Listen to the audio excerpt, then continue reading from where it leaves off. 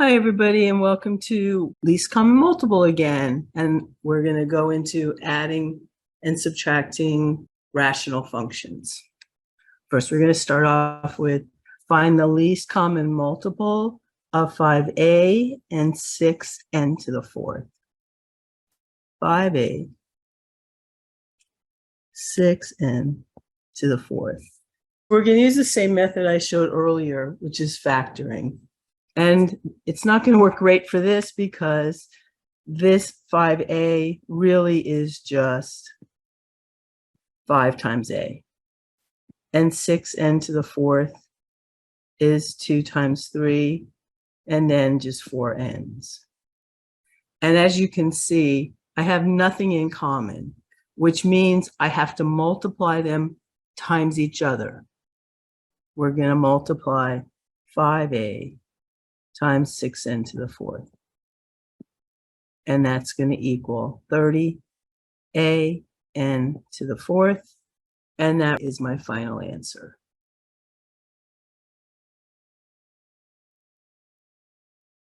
I have 2c squared d. I have 6 b to the 7th. I'm going to take this c to the 9th and make it a c squared times c to the 7th. And I'm going to make this d to the 4th a d times d to the 3rd. Why did I do that? Well, when I look to see what I have in common, I can see now we have a c squared, we have a d, and we're going to turn this 6 into a 2 times 3, and that gives me 2 in common. What does that leave me that I do not have in common? I don't have a 3. I don't have a b to the 7th, c to the 7th, and d to the 3rd over here.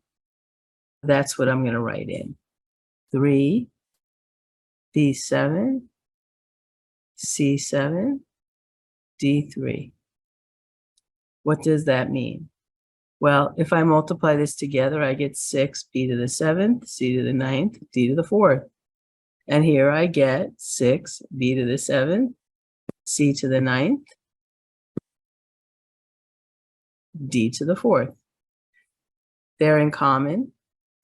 Now, why is it that all I had to do is put stuff from the right into the left? Because everything in the left was already in the right. This is the least common multiple. Now, here's the reason we really need the least common multiple, because it's also the least common denominator. And whenever we add or subtract fractions, we need a least common denominator. I have 9n and n plus 2. And if I factor this, I have nothing in common between these two. That means that the least common denominator is 9n times n plus 2. Because this would need an n plus 2, and this would need a 9n to make them the same. You can see that when they have no factors in common, then the least common denominator is one denominator times the other.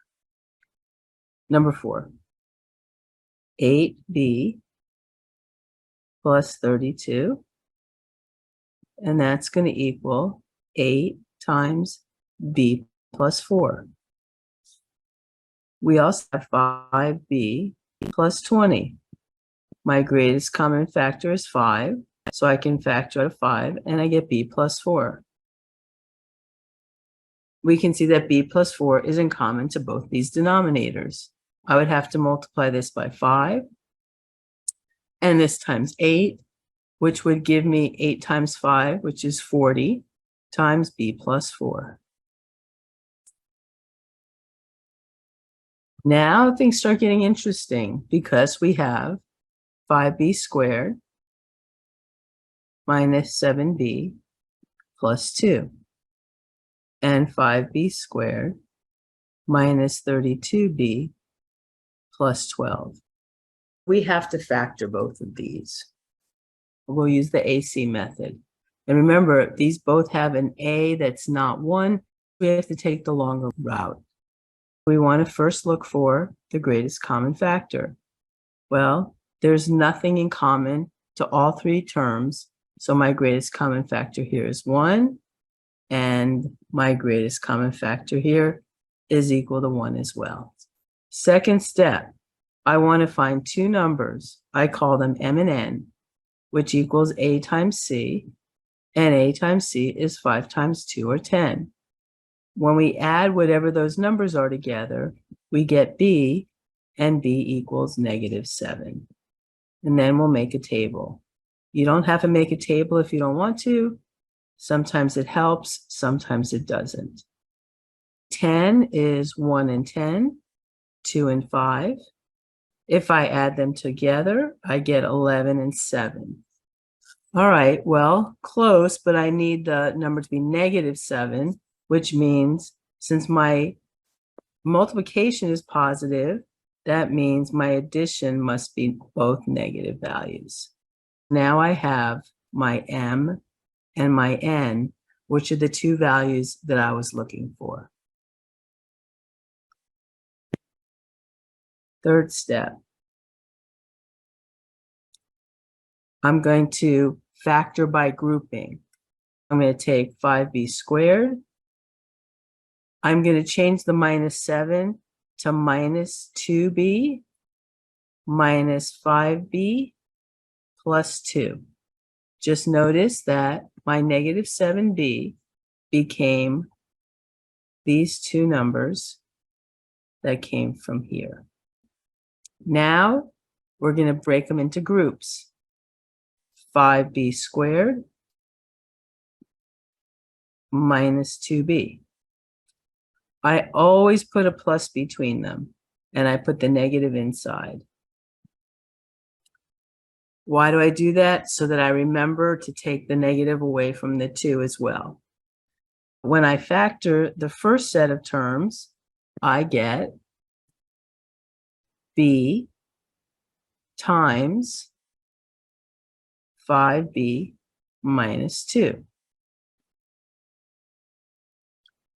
plus, I'm going to factor out a negative because I want my leading term in each group to be positive. If I factor out a negative, I get 5b minus 2. Now I have, again, a greatest common factor in both terms. This is really -1 times. What do we get? We get our greatest common factor is 5b minus 2, and we're going to multiply that by b minus 1. This is my final factored answer. Now we have to do the same thing to the other side.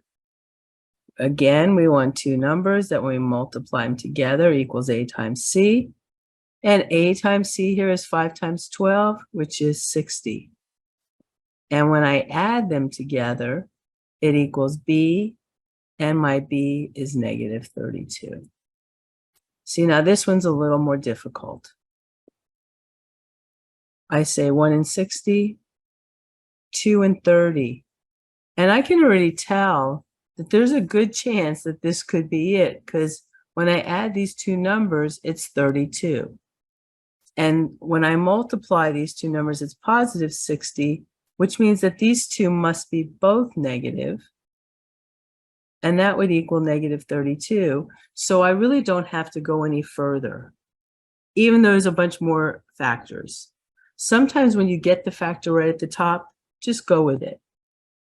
And I did. Step 3.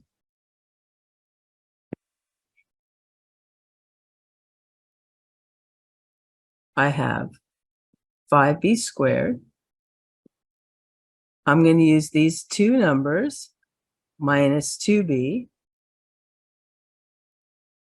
minus 30b plus 12. Now, again, I'm going to group them. I have 5b squared minus 2b. I always put a plus between them, minus 30b plus 12. In my first group, my greatest common factor is b. I factor out the b, and I get 5b minus 2. I have my plus. I'm going to factor out a negative, and I can see that both of these are divisible by 6. And then I get 5b minus 2. Ah, perfect. This is my greatest common factor between the two terms. I factor that out. What do I have left? I have b. Plus minus is just a minus. We really just multiply signs when there's nothing between them. And now we have our two factors. It's a little harder to do when you have polynomials than when you have numbers, you can see. Same technique. What do I have in common? They both have 5b minus 2. What do I need to do? I need to multiply this side by b minus 6 and this side by b minus 1. And again, I do not have to do not multiply these all together. It is completely unnecessary. We have 3 divided by 8 plus 5b equals something. Now, notice here I have negative 5b minus 8. These are really close to looking alike, but they don't. Let's put it in standard form. Standard form means I will make this 5b plus 8. 3 divided by that. And here I'm going to factor out a negative, which will give me 5b plus 8. So now what I need to really do is multiply by negative 1 divided by negative 1. That is still 1. I haven't changed anything, but notice I'm going to have a common denominator. The numerator is going to equal minus 3.